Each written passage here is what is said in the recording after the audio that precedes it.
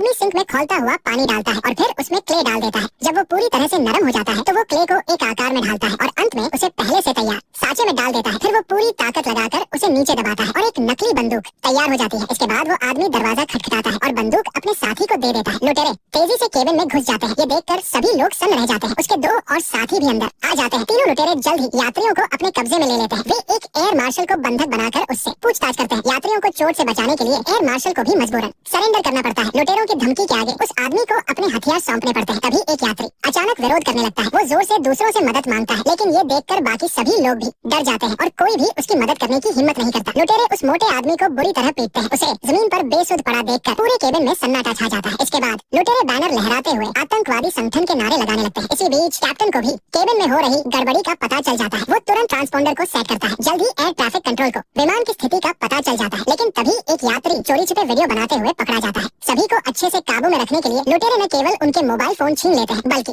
यात्रियों को economy class में इकट्ठा कर देते हैं। इसके बाद लुटेरे फिर से एक एयर होस्टेस को बंधक बना लेते हैं और कैप्टन से कॉकपिट का दरवाजा खोलने को कहते हैं, लेकिन वो मना कर देता है। लुटेरों के पास कोई रास्ता नहीं बचता। वो फोन पर सरकार से अपने नेता को रिहा करने की मांग करता है, लेकिन हर किसी के लिए हैरानी की बात ये थी कि विमान में सिर्फ वही लुटेरे नहीं थे। उस आदमी की चालाक नजरें बता रही थी कि वो एयर होस्टेस को पहले से जानता था और इस बार उनका निशाना वह चीज थी जो विमान में छिपे 120 करोड़ के हीरे थे। ये सामान मंत्री जी ने खास तौर पर मध्य पूर्व से मंगवाया था। इसे सुरक्षित देश वापस लाने के लिए उन्होंने इस डायमंड फोन के लिए 3 स्तरीय सुरक्षा घेरा बनाया था। पहला एक भरोसेमंद डिलीवरी वाला, दूसरा वे पासवर्ड को 2 हिस्सों में बांट देंगे। मंत्री और सुरक्षा कंपनी दोनों के पास आधा आधा पासवर्ड होगा। सही पासवर्ड डालने के बाद ही तिजोरी को खोला जा सकेगा। और तीसरा है सिम कार्ड का GPS सिस्टम। अगर कोई भी सिम कार्ड को छूता है या सामान अपने रास्ते से भटकता है तो तुरंत उसका मैसेज आ जाएगा। और सबसे जरूरी बात ये थी कि इसका करोड़ों का बीमा करवाया गया था। लेकिन इतनी तैयारी के बावजूद उन्होंने ये नहीं सोचा था कि उनके ही लोग गद्दारी करेंगे। निक ने चुपके से मंत्री के सेक्रेटरी से मुलाकात की, क्योंकि अगर उसे पासवर्ड का दूसरा हिस्सा मिल गया तो हीरे खो जाने पर भी मंत्री का कोई नुकसान नहीं होगा, लेकिन वे दोनों रातों रात अमीर बन जाएंगे। जाहिर है ये एक ऐसा सौदा था जिसमें किसी का घाटा नहीं था, क्योंकि फोन में GPS लगा था। इसलिए इसे चुराने की सबसे अच्छी जगह हवाई जहाज ही था। इसलिए निक ने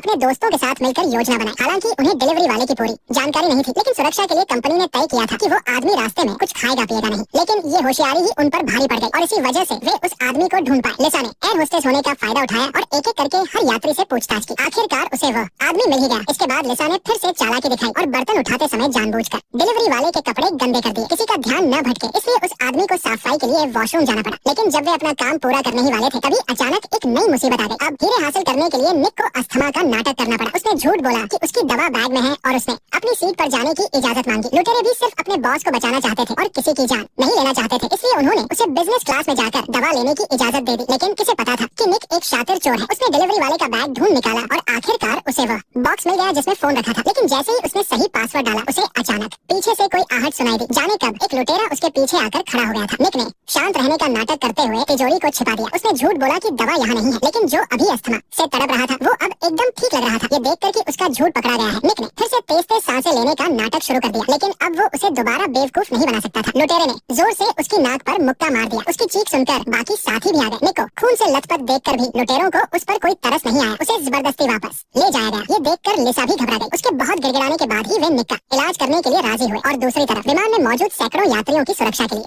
सरकार को उनकी मांगे माननी पड़ी। साथ ही उन्होंने एक हेलीकॉप्टर का भी इंतजाम कर दिया। पल पल की खबर रखने के लिए मंत्री ने अपने सेक्रेटरी को मौके पर हालात का जायजा लेने के लिए भेज दिया। जल्द ही उन्होंने कॉल किया और आतंकवादियों से बंधकों की अदला बदली पर बात शुरू कर दी। अब केबिन में सिर्फ एक ही लुटेरा बचा था। लिसा भी मौका समझ गई। उसने इसका फायदा उठाते हुए उस आदमी का ध्यान भटकाया और निक के लिए एक रास्ता बना दिया। वो फिर से चुपके से बिजनेस क्लास में गई और आखिरकार उसे हीरो वाला फोन मिल गया। इसके बाद उसने अपने बैग से पहले से तैयार नकली फोन निकाला। सिम कार्ड बदलने के बाद उसने बिना किसी को भनक लगे उसे वापस वही रख दिया। लेकिन जब उसे लगा कि उसका काम हो गया है तभी पीछे मुड़ते ही उसका सामना एक लुटेरे से हो गया। निक ने घबराकर बैग नीचे फेंक दिया। लेकिन इस बार वो उसे कैसे बेवकूफ बनाता। उस आदमी के कहने पर निक को चुपचाप अपना बैग खोलना पड़ा। जैसे ही लुटेरे ने हीरो को देखा, निक ने मौका देखकर पीछे मुड़ते ही उस पर अचानक पीछे से हमला कर दिया और उसी वक्त विमान भी लैंड कर गया। तेज झटके की वजह से बंदूक से गोली चल गई। गोली की आवाज से लुटेरे सतर्क हो गए, लेकिन पास आने पर उन्होंने देखा कि उनका साथी मर चुका है। लुटेरे ने बिना कुछ सोचे निक को बुरी तरह पीटना शुरू कर दिया। इस हाथापाई के दौरान निक ने मौका पाकर फोन छिपा दिया। जब दूसरा लुटेरा आया तो उन दोनों ने मिलकर निक को पूरी तरह काबू में कर लिया। वे उसे घसीटते हुए टॉयलेट ले गए। इसी बीच एयर मार्शल ने भी मौका देखकर अपनी रस्सियां खोल ली। निक को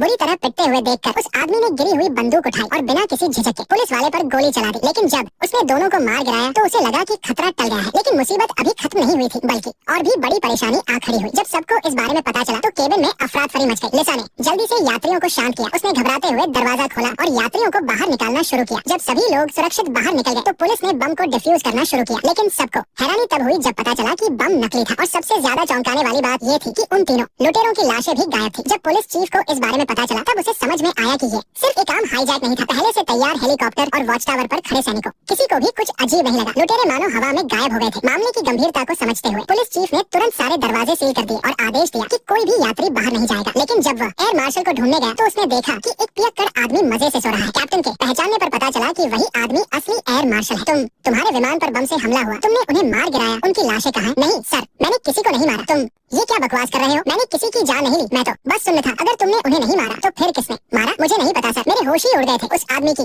बातें सुनकर पुलिस चीफ को एहसास हो गया कि मामला उतना सीधा नहीं है जितना दिख रहा है। लेकिन जब उन्होंने यात्रियों से पूछताछ की तो किसी को भी नहीं पता था कि गोली किसने चलाई थी। ये देखकर पुलिस चीफ ने गार्ड्स को बुलाया, लेकिन पता चला कि एक अफसर अभी अभी वहाँ से निकला है और वो आदमी कोई और नहीं बल्कि वही नकली एयर मार्शल था। यात्रियों के बीच छिपे आतंकवादियों को ढूंढने के लिए पुलिस चीफ ने एक एक करके सबसे पूछताछ करने का फैसला किया और दूसरी तरफ निक हीरो को लेकर सेक्रेटरी के पास पहुँच गए। एक्सपर्ट की जाँच में सारे डायमंड नकली निकले। सेक्रेटरी ने हैरान होकर निक से पूछा। उसे लगा कि निक सब कुछ खुद हड़पना चाहता है। सेक्रेटरी ने उसे डायमंड वापस करने की धमकी दी, वरना वो उसे कमरे से जिंदा बाहर नहीं जाने देगा। लेकिन निक तो खुद हैरान था। उसे बिल्कुल नहीं पता था कि ये सब क्या हो रहा है। उसने तो खुद अपने हाथों से फोन बदला था, फिर ये सब नकली कैसे हो गया? सेक्रेटरी ने उसे असली डायमंड ढूंढने के लिए 1 घंटे का समय दिया, वरना वो उसके पूरे परिवार को जान से मार देगा। लेकिन निक को तो पता ही नहीं था कि आखिर गड़बड़ कहाँ हुई है। असली डायमंड ढूंढना तो बहुत दूर की बात थी। जब उसे कुछ समझ नहीं आ रहा था तभी लिसा चुपके से उसके पास आ गई। सारी बात जानने के बाद वो भी हैरान रह गई, लेकिन अपने फ्यूचर के बारे में सोचकर लिसा ने निक को गले लगा लिया। वो पैसों की वजह से उससे अलग नहीं होना चाहती थी, लेकिन अब बिना पैसों के जिंदगी कैसे गुजरेगी ये सोचकर निक ने गुस्से में उसका गला पकड़ लिया। तुम्हें क्या लगता है ये कोई मजाक चल रहा है? तुम्हें लगा मैं यहाँ तुम्हारी मदद करने आया हूँ? बेवकूफ मत बनो, मुझे तुम्हारी कोई परवाह नहीं है। मैं बस अपने काम से मतलब रखता हूँ, मुझे तुमसे कोई लेना देना नहीं है। तुम मेरे लिए कोई मायने नहीं रखती,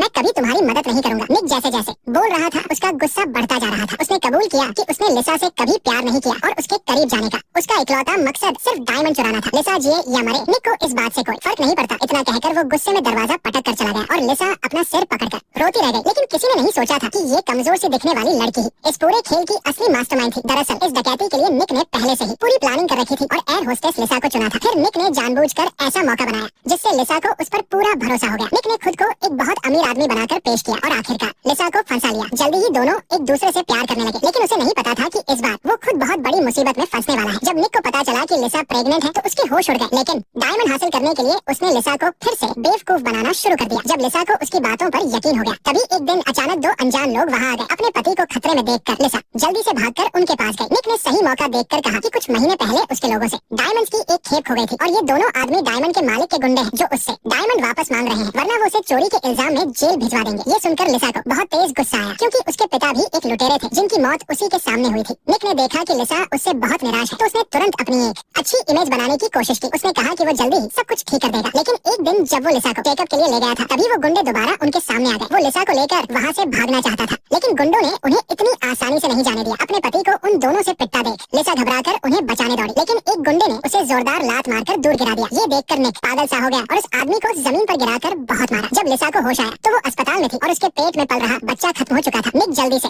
भागकर कमरे में आया और लिसा को तसल्ली देने लगा। तभी अचानक से उसका फोन फिर से बजा। फोन पर मिल रही धमकियों को सुनकर निक ने ऐसा नाटक किया जैसे वो उनसे बिल्कुल नहीं डरता। लेकिन तभी लिसा ने गुंडों की बात मान ली और कहा कि वो अपने काम का इस्तेमाल करके निक की मदद करेगी। लिसा पहले ही अपना बच्चा खो चुकी थी, वो अब अपने पति को नहीं खोना चाहती थी। निक ने उसे आराम करने को कहा और डॉक्टर से बात करने का बहाना बनाकर कमरे से बाहर चला गया। लेकिन उसके जाते ही लिसा को अपनी सहेली का एक मैसेज मिला। इसमें निक और उन दोनों गुंडों की बातचीत की ऑडियो रिकॉर्डिंग थी। सर प्लीज, अरे भाई वो प्रेग्नेंट थी, कमीने तुम्हें उसकी जान नहीं लेनी चाहिए थी। सॉरी सर, चले जाओ यहाँ से। सर प्लीज, वो प्रेग्नेंट थी बेवकूफ। क्या तूने नहीं कहा था कि तू औरतों पर हाथ नहीं उठाता? सॉरी, मुझे माफ कर दो, यहाँ से दफा हो जाओ। लिसा के लिए रिकॉर्डिंग में सुनी गई बातों पर यकीन करना मुश्किल था। जब वो निक को ढूंढते हुए बाहर आए तो उसने देखा कि निक अपनी कार लेकर कहीं जा रहा था। वो तो डॉक्टर से बात करने का बोल कर गया था, फिर छुप कर क्यों जा रहा है? लेकिन अभी तक लिसा को उस पर कोई शक नहीं था। लेकिन जब निक एक बार के अंदर गया तो उसने बिना कुछ सोचे समझे सीधा एक मुक्का मार दिया। क्या तुमने नहीं कहा था कि तुम लड़कियों पर हाथ नहीं उठाते? सर तुम्हें तो थैंक यू बोलना चाहिए और अंदर जो कुछ भी हुआ वो सब पीछे पीछे आई लिसा ने अपनी आंखों से देख लिया। इस पल उसे यकीन हो गया कि जिस पति से वो बेइंतहा प्यार करती थी वो उससे प्यार नहीं करता, बल्कि वो तो एक बहुत बड़ा धोखेबाज है। और निक के गुस्से की असली वजह ये नहीं थी कि उन्होंने लिसा और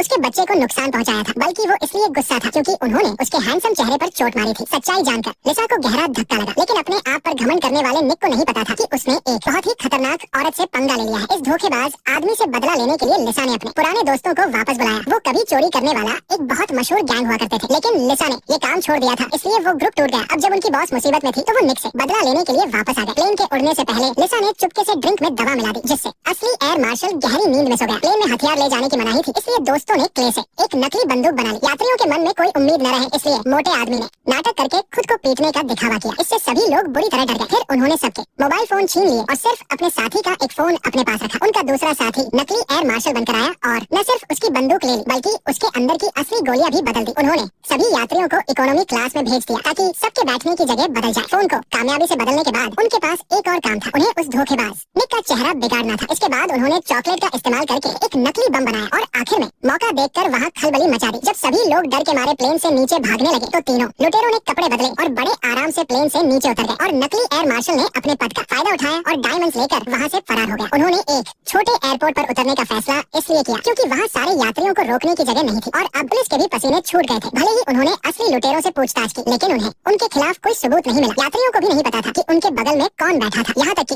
एयर होस्टेस को भी नहीं पता चला कि कितने लोग गायब हैं। और जिस मोटे आदमी की पिटाई हुई थी वो तो सबकी नजरों में हीरो बन गया। निक खुद को बेकसूर साबित करने की पूरी कोशिश कर रहा था। उनमें से हर एक के पास इस फ्लाइट में सफर करने की एक ठोस वजह थी। सिर्फ एक आदमी की वजह थोड़ी अजीब लग रही थी, लेकिन उसने मौके का वीडियो दिखा दिया जिससे पुलिस का शक उस पर से भी हट गया। अब सिर्फ एयर मार्शल ही कह रहा था कि लिसा ने उसे ड्रिंक दी थी और इस बीच लिसा छुपकर वॉशरूम में गई और एक सीक्रेट कॉल की। जब पुलिस ऑफिसर लिसा से सच उगलवाने की कोशिश कर रहा था तभी अचानक उसका फोन बज उठा। ये कॉल किसी और की नहीं बल्कि सीधे मिनिस्टर की थी। असल में लिसा ने मिनिस्टर को धमकी दी थी कि वो जांच रोक दे, वरना वो उसकी रिश्वत लेने की बात सबको बता देगी। और डील पक्की करने के लिए उसने मिनिस्टर को निक के डायमंड चुराने के पक्के सबूत भी दे दिए थे। लोगों में दहशत न फैले इसलिए मिनिस्टर ने आदेश दिया कि ये कहकर केस बंद कर दो कि आतंकवादी मारे गए। एयर मार्शल को देश का हीरो बना दिया गया। ऊपर से दबाव पड़ने पर पुलिस ऑफिसर को भी बात माननी पड़ी। जैसे ही सारे यात्री एयरपोर्ट से सुरक्षित बाहर निकले, चोरी का ये मास्टर प्लान भी पूरा हो गया। बाहर मीडिया के सवालों का जवाब देने के लिए मिनिस्टर ने पहले ही एक बलि का बकरा तैयार कर रखा था। निक और लिसा की डायमंड चुराने की पूरी प्लानिंग को लिसा ने मिनिस्टर को सौंप दिया था और अब जाकर निक को समझ आया कि ये सब लिसा की रची हुई साजिश थी। लेकिन अब पछताने से कोई फायदा नहीं था। निक के हिस्से में अब सिर्फ प्लेन हाईजैक करने का इल्जाम आया था और उधर लिसा ने अपनी एक नई पहचान बना ली थी और वो एक बिल्कुल नई जिंदगी शुरू कर चुकी थी। नेक्स्ट पार्ट देखने के लिए वीडियो को लाइक करो।